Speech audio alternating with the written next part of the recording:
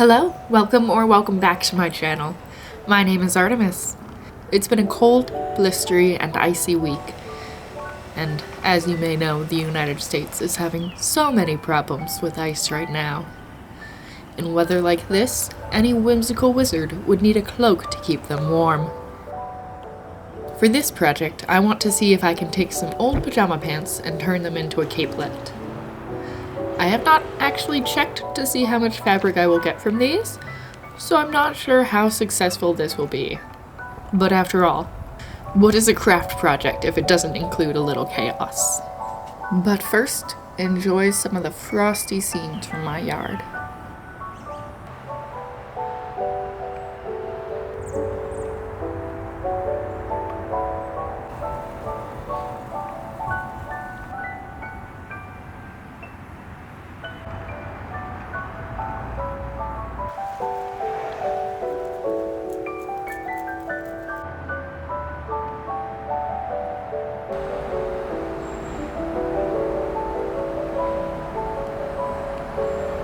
The first step is to start taking the pants apart and seeing how much fabric I actually have.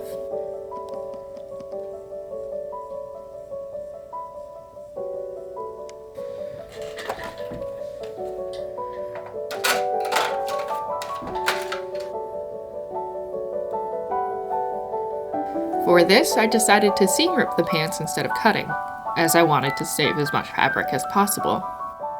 I gave up on this as soon as I finished the waistband, though. I'm not sure why, but every time I use a seam ripper like this, I end up ripping through the fabric.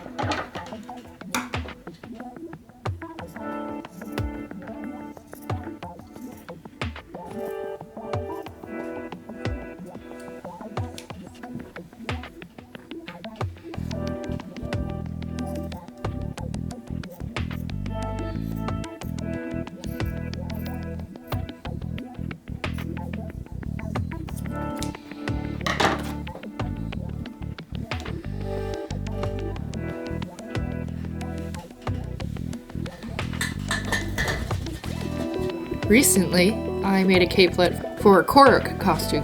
Yeah. It ended up being a full circle skirt. I used this as a base pattern, but instead as a half circle. Once I got the fabric cut, I laid it on top of the Korok capelet to see how much fabric I had. Oh shit. And I was surprised by how much it was. Okay. I then got very confused about how I would need to cut the fabric and which direction it would end up laying once cut.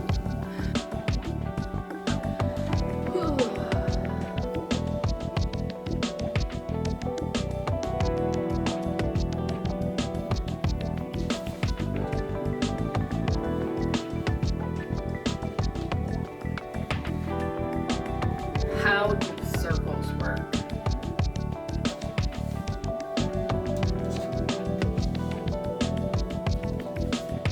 I experimented with folding it into different sections that could be cut from the starry fabric, but still struggled to fully understand it. What?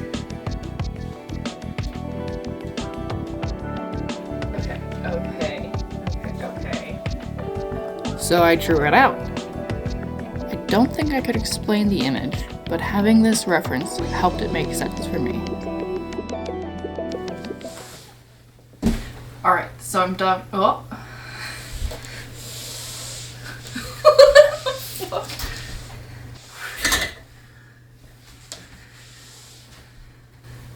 Alright, so I've done some thinking. So this is supposed to be the whole shape of what I'm using. However, the remnants are not big enough to cover that, so I can't use this shape. Ideally what would happen is I would cut 2 panels and just sew them up here. Unfortunately, that is also not big enough. Well, it's just barely. Oh wait, shit, is it? Nah, yeah, not big enough.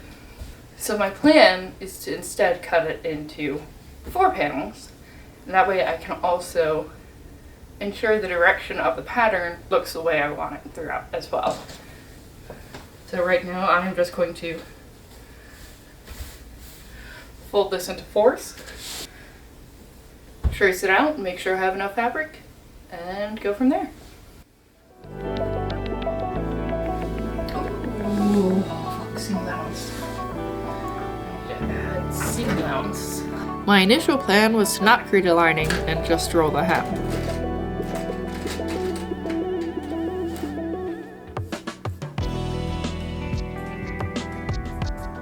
I struggled to get markings visible on the fabric, so I switched over to safety pins.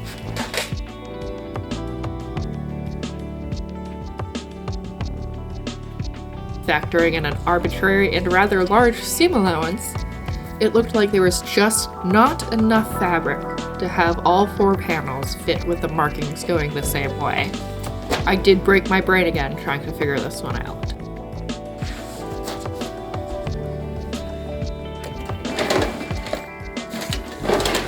So I went ahead and cut the fabric as I could, with the 2 front panels laying the right way, and the 2 back panels upside down.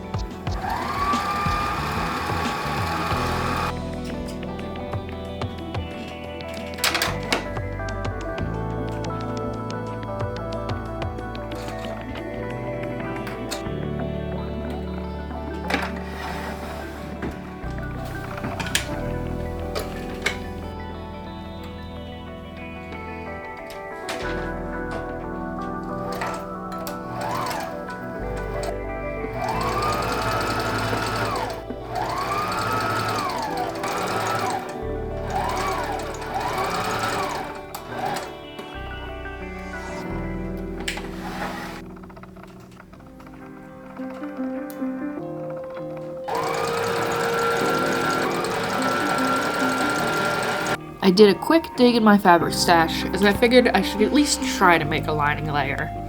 After all, this project was about using up scraps and practicing my sewing. Plus, with a lining layer, I could make this capelet reversible. I had a couple contenders, but I really wanted to use this first fabric for my moth cosplay. The real question was, did I have enough though? I laid it out, and once again in this project, broke my brain trying to figure it out. Could this have been a lot easier if I had taken the coral capelet and made a paper pattern from that? Yes, so much.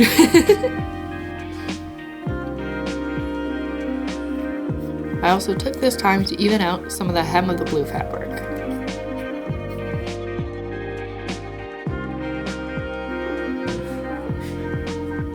I found I was able to fit most of the half circle on this fabric.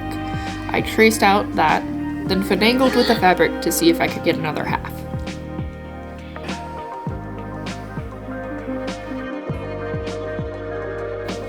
That didn't work, so I started tracing out quarter pieces.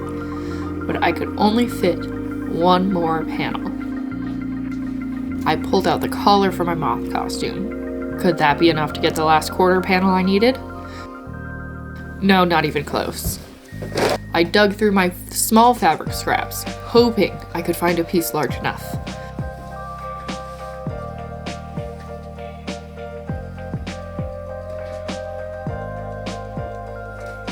And then I found it. Hope. When making my moth costume, I had initially made the collar way too large. Turns out I kept half of that original collar around. So it was time to seam rip again, but maybe finally this would be enough.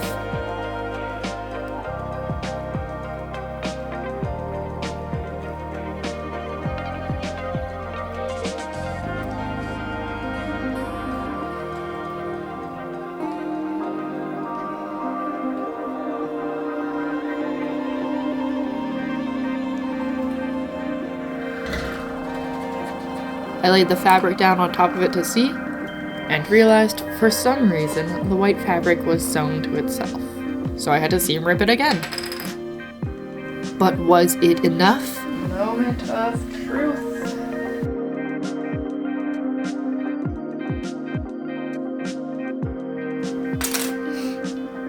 It was not.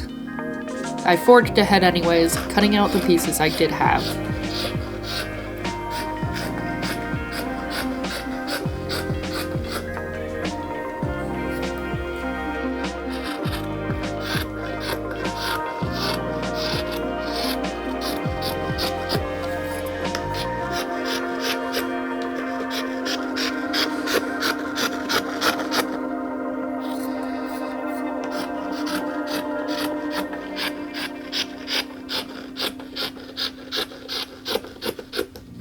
I thought I could fill in the nursing circle from the last panel and just have that one be in the back. But the end didn't quite reach, and that would have been a lot of extra work. Instead, I halved the pattern again, this time cutting out 2/8 of the half circle to make the last quarter panel. Back to the smaller scraps to find pieces that could work.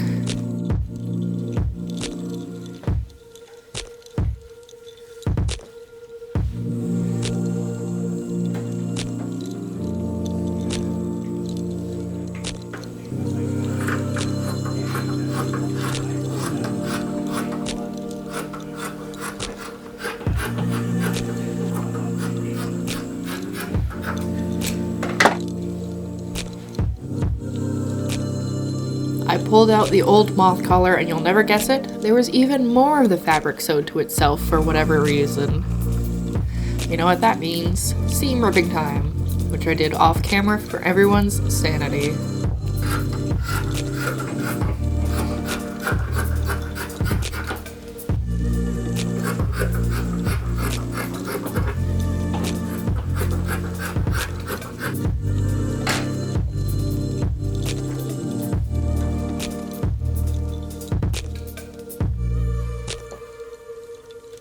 I sewed all the lining layer panels together.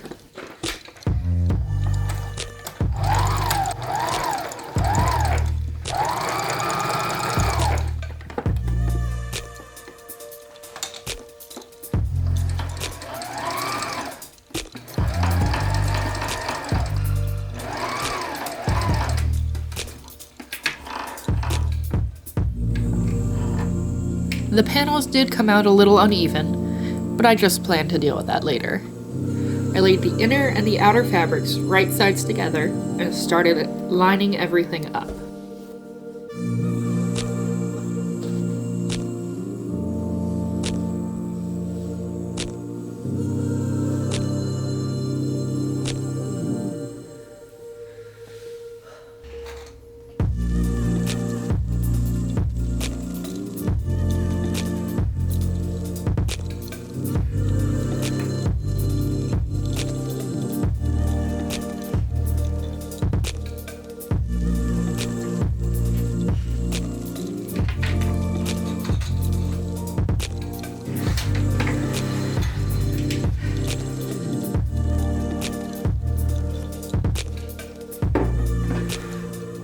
I sewed the two side seams down first.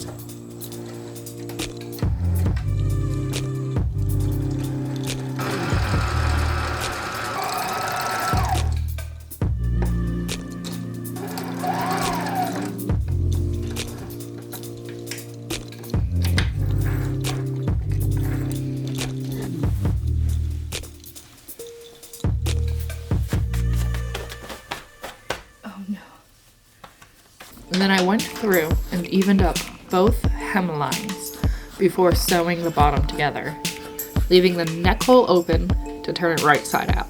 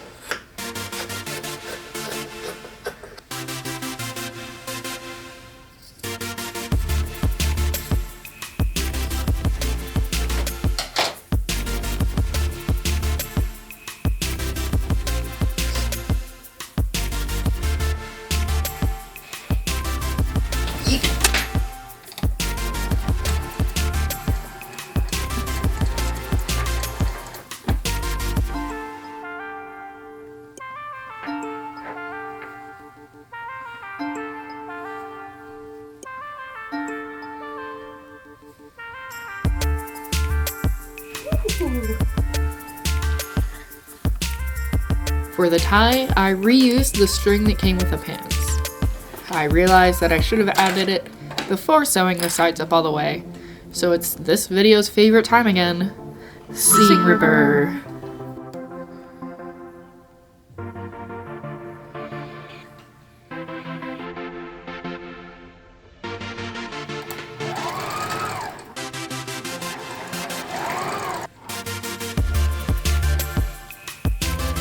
Lastly, I wanted to add a collar to the capelet.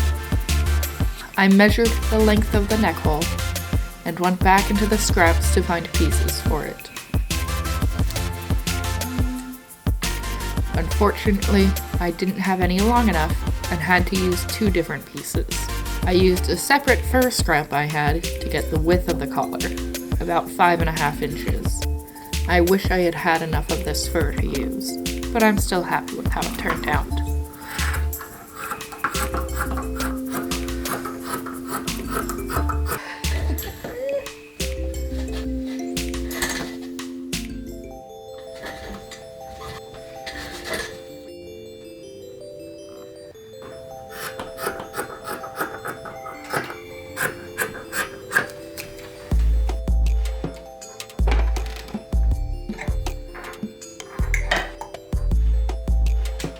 At this point, I was rushing trying to finish before the daylight faded, which means I, of course, made a very silly mistake.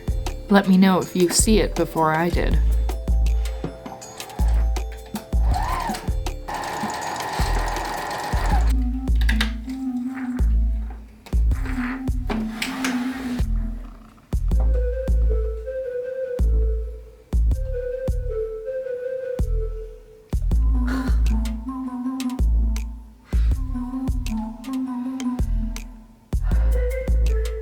It's time for one last huzzah from the seam ripper.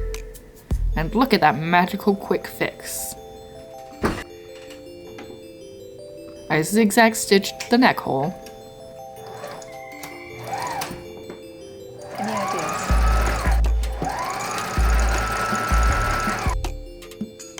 Then I folded the collar and attached it.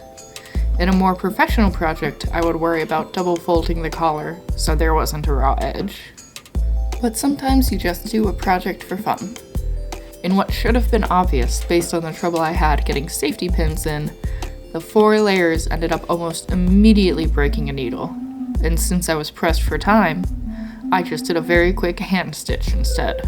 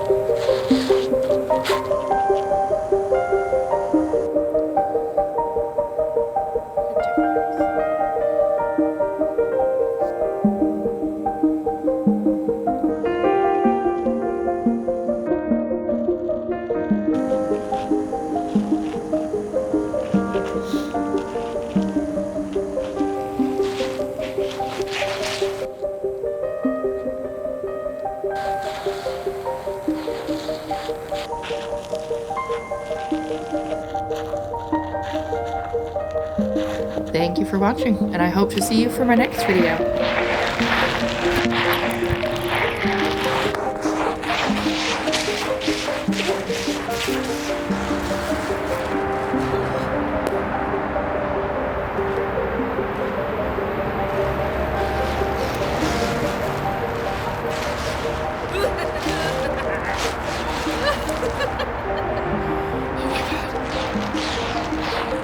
Okay, we're done. Yep, we're done.